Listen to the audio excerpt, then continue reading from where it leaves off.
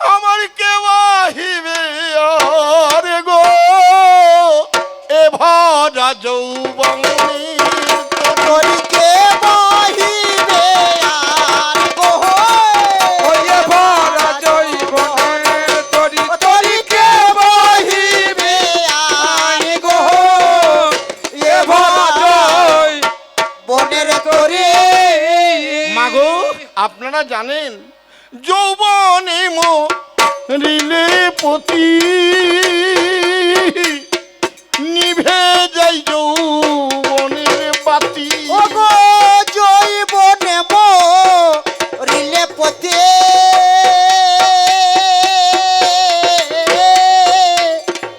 নিভে যাই জৈবনের বাতি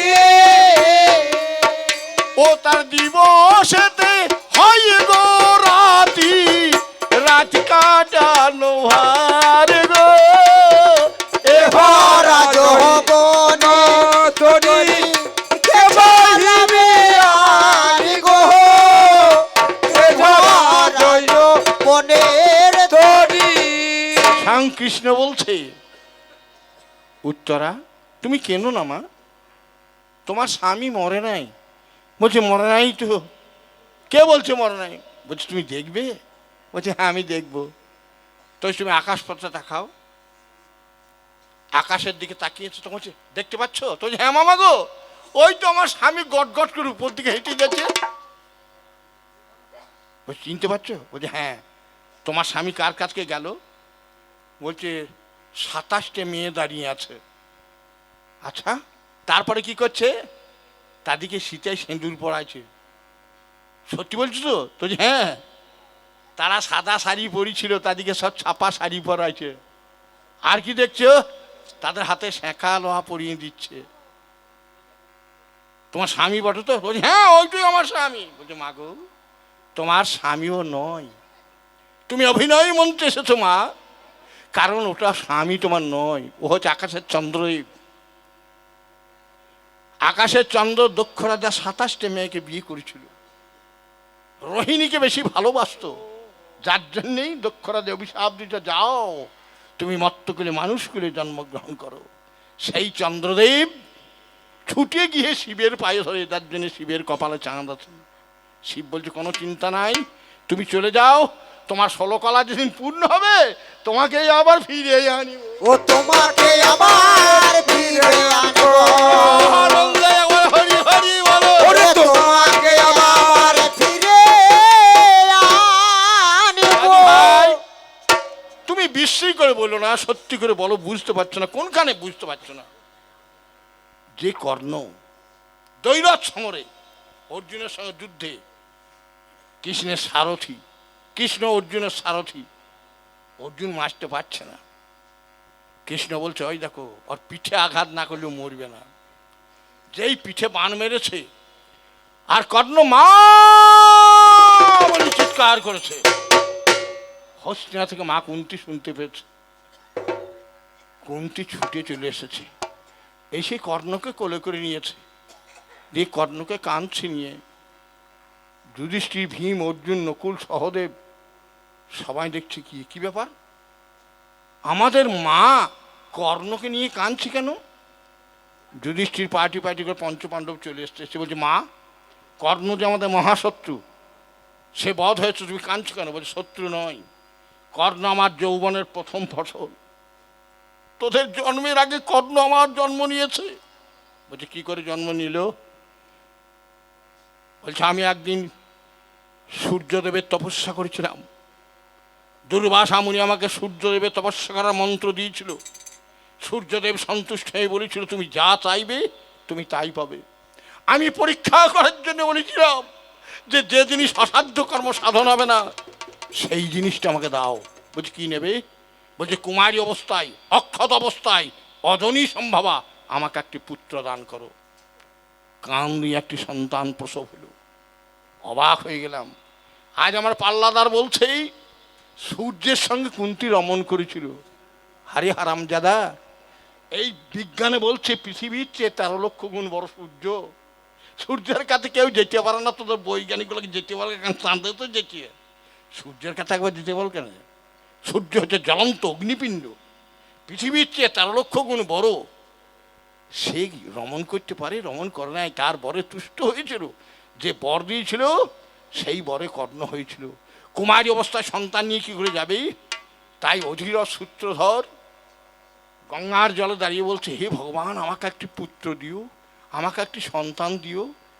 কুন্তী উপরের ঘাট থেকে শুনতে পেয়ে ছেলেটিকে ছেড়ে দেয়, আর অধীরথ সূত্রধর কুড়ি নিয়ে যায়। এ আমার যৌবনের প্রথম ফসল।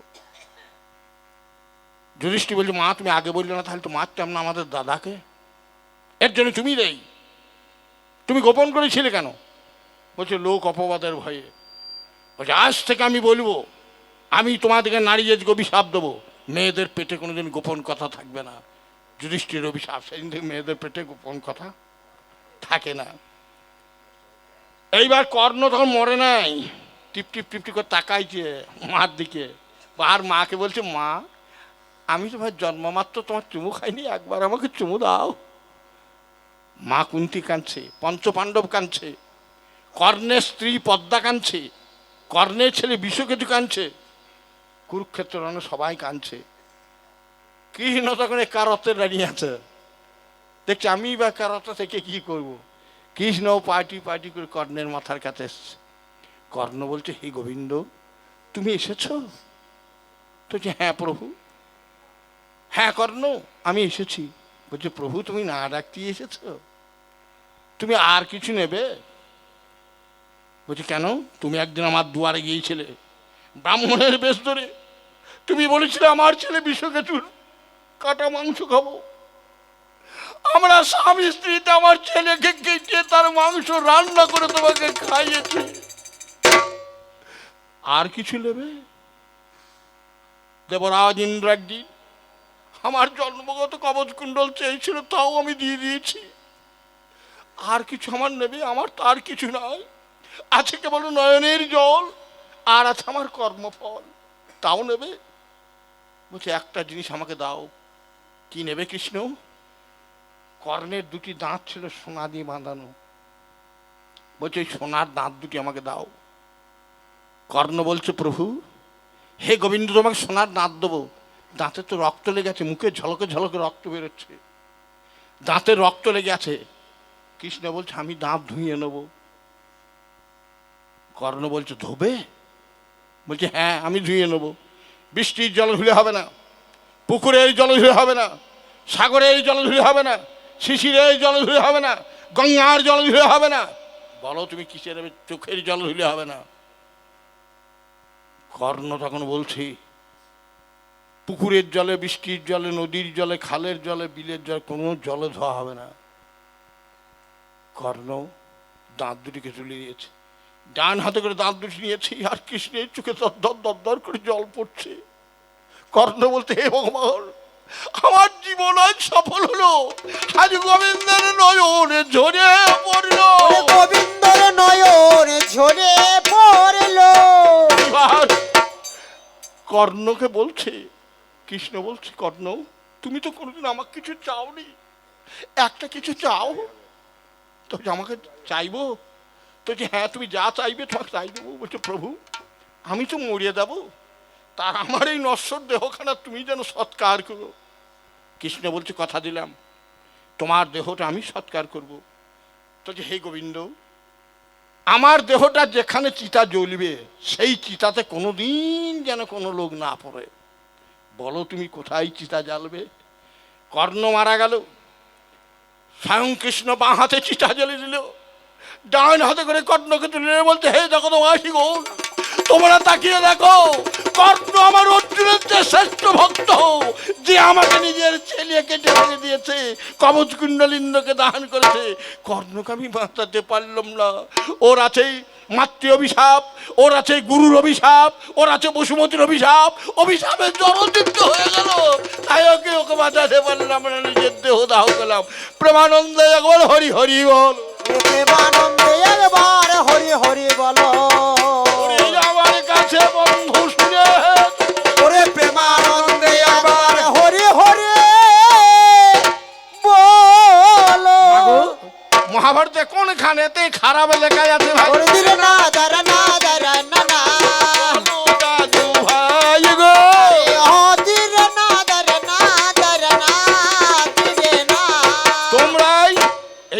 তাকে জাহান্নামে পাঠিয়েছে।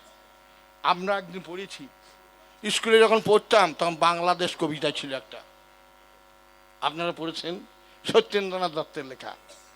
কোন দেশেতে তরুলতা সকল দেশে চাইতে শ্যামল, কোন দেশেতে চলতে গেলে দলতে হয় দুর্বা কমল, কোথায় ফলে সোনার ফসল সোনার কমল ফোটে রে, সে আমাদের বাংলাদেশ আমাদেরই বাংলাদেশ। সে বাংলার আছে? সত্যি কথা বুকে হাত দিয়ে বলুন, সে বাংলাকে হাতির বেল খাওয়া করে দিয়েছে।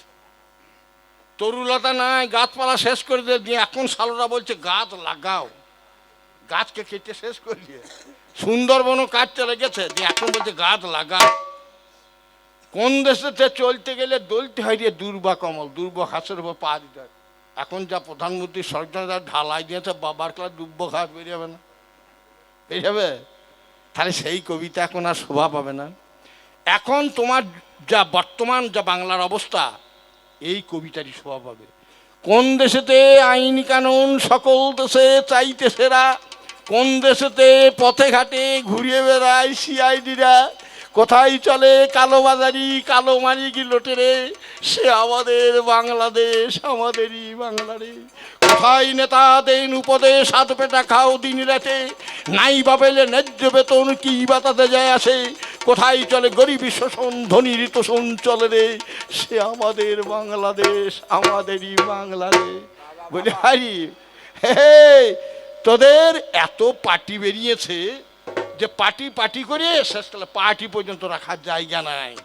তোদের দেশের অবস্থা খারাপ হয়ে গিয়েছে, দেশের অবস্থা খারাপ হয়ে গিয়েছে। বেশি নামাই না, আমাকে নামাজ গেলে সব ওল ধরা করে দিতে লাগবো, তা না হলে বেলডাঙ্গা তো মসজিদ করতে লেগেছে, বাবরি মসজিদ।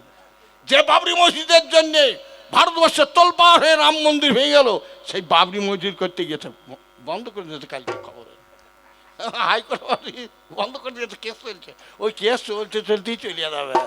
ওরে তোরা এমনি বেইমান জাত, হ্যাঁ তোরা হিন্দু মুসলমানের লড়াই লাগাচ্ছি যাস, খবরদার এমন কথা এমন কাজ করিস না, এমন কাজ করিস না।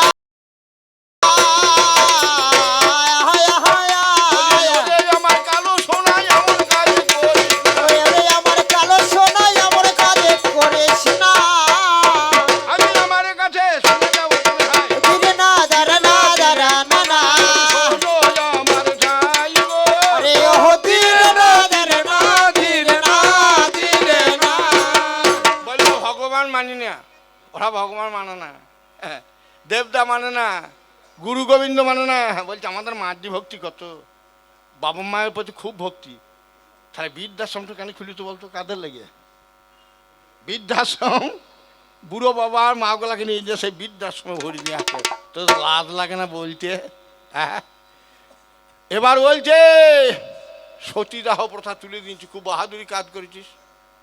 আগেকার দিনে মা কোনো মেয়ের যদি স্বামী মারা যেত, স্বামীর মৃতদেহটি শ্মশানে নিয়ে যেত আর জীবন্ত মেয়েটিকে নিয়ে গিয়ে সেই চারটিতাতে পোড়ানো হতো। রাজা রামমোহন রায় লর্ড বেন্টিংয়ের সহায়তায় 1875 সালে 28শে ডিসেম্বর ভারতের সংবিধানের 395টি ধারার মধ্যে 327 নম্বর ধারা অনুসারে লর্ড বেন্টিংয়ের সহায়তায় সতীদাহ প্রথাটা তুলে দিলে। মেয়েগলা বলছে আমরা বেঁচে গেলাম, আর মরতে হইল না। এইবার সত্যি করে বলুন তো, ঈশ্বরচন্দ্র বিদ্যাসাগর ও মাতামোটা করলে কি বিধবা বিবাহ চালু করে দিলে? আর আপনারা জানেন আমাদের এই দেশে বেকার বেশি হয়েছে বলে বেকার ভাতা, আর বিধবা বেশি হয়েছে বলে বিধবা ভাতা দিচ্ছে। তাহলে বিধবা বেশি হয়েছে, বিধবা মেয়েরা যদি বিয়ে করতে লাগে তাহলে কটা করে পুরুষ লাগবে? 2টো করে লাগবে। হ্যাঁ, অটোমেটিক বাজারে মাল শর্ট, বাজারে মাল যদি শর্ট হয়, পটল যদি না থাকে আপনাকে 100 টাকা কেজি পটল কেটে হবে। যার জন্য দেখলেন না কত পণ বেড়ে গেল, হু হু করে। পণ প্রথা আমাদের ছিল না, তোদের যেই বিধবা বিবাহ চালু হলো অমনি পণ কোথায় যাইল রে, কোথায় এলো রে? ওরে দাদু ভাই, কি এই যে পণ প্রথা, কি নিদারুণ ব্যথা গো, কি নিদারুণ ব্যথা। আরে কি দারুণ কথা, কি দারুণ